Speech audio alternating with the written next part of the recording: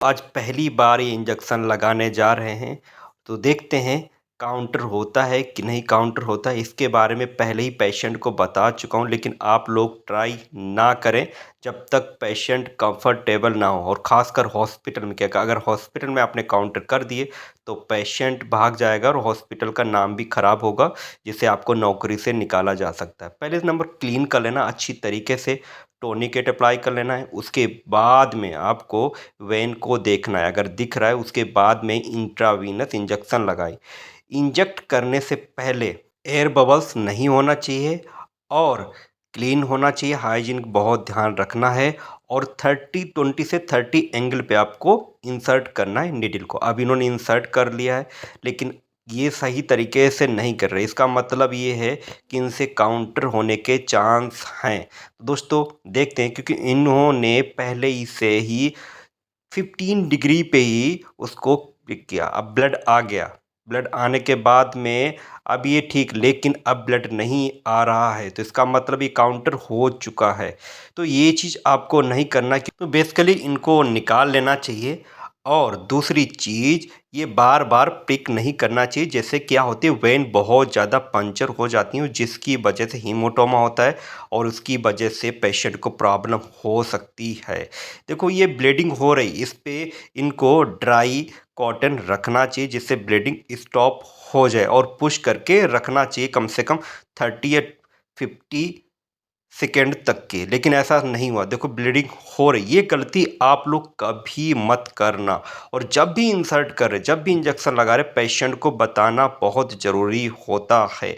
ये वीडियो पहले की जो गलती है, बट फिर से देखो इन्होंने ट्राई किया, बट इस तरीके से आप लोगों को नहीं करना। मैं अभी इसी वीडियो में आपको बताऊंगा कि वो इंजेक्शन सही तरीके से कैसे लगाया जाता। सूजन CRS का मतलब काउंटर हो चुका है, तो इस पे ये इंजेक्शन इनको लगाया, लेकिन काउंटर हो गया, मतलब वेन पंक्चर हो गया। अब सही तरीके से इंजेक्शन कैसे लगाया जाता है, क्लीन करने के बाद अच्छे से क्लीन हो जाए स्पीड से, उसके बाद में ये देखो प्रिपेयर कर ली, फिर ऐसे क्लीन कर ले। उसके बाद में जो ड्राई हो जाए उसके बाद, और ख़ासकर जब नीडल हो ये फ्रेश होनी चाहिए। मैं देख रहा हूँ कि कुछ लोग क्या करते हैं, जिस नीडल से इंजेक्शन लोड करते हैं उसी नीडल से प्रिक करके इंजेक्शन लगाते हैं, वो नहीं होना चाहिए।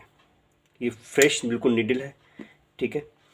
पहले नंबर, इसके अंदर एयर नहीं होनी चाहिए, ठीक।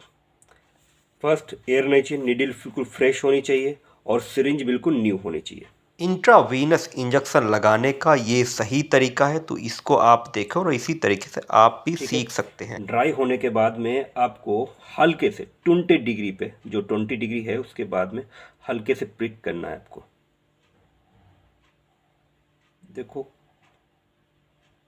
हल्के से, उसके बाद में पीछे इसको विथड्रॉ करना है कि देखना है कि वेन के अंदर है कि नहीं। देखो ब्लड आ रहा है, रेड रेड ब्लड आ रहा है। अब मुझे पता चल कि वेन के अंदर है। उसके बाद में टोनिकेट को रिमूव कर दें, ठीक है, और हल्के से इंजेक्शन को दें। इंजेक्शन देते टाइम फेस पे देखे पेशेंट की उसको कोई प्रॉब्लम तो नहीं हो रही, उसके कोई साइड इफेक्ट तो नहीं हो रहे। लाइक फेस का इंप्रेशन देके पेशेंट से पूछे आप कंफर्टेबल हैं कि नहीं हैं, कोई प्रॉब्लम हो रही इंजेक्शन लगाते टाइम, या इससे कोई घबराहट बेचैनी हो रही, तो दोस्तों ये चेक करना ही है।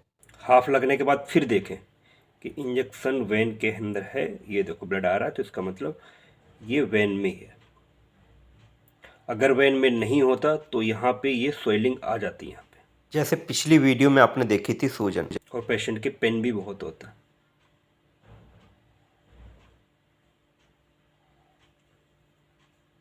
हल्के से हो गया, ठीक है। उसके बाद पेशेंट के हाथ ऐसे करवा दें, ठीक है, और 2-4 मिनट लेटने दें। ऐसी ही वीडियो देखने के लिए मेरे चैनल को फॉलो करें। धन्यवाद।